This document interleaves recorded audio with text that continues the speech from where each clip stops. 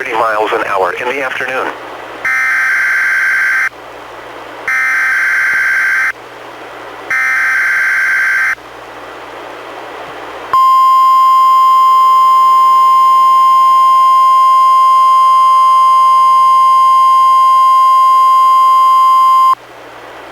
This is the National Weather Service Office in Portland, Oregon.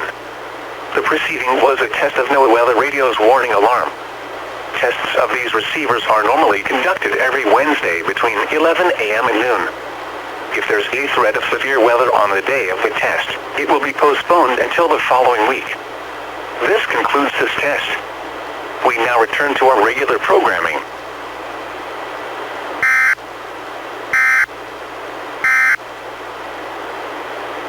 This is NOAA Weather Radio Station KEC 91 broadcasting on 162.400 MHz from near Astoria, Oregon.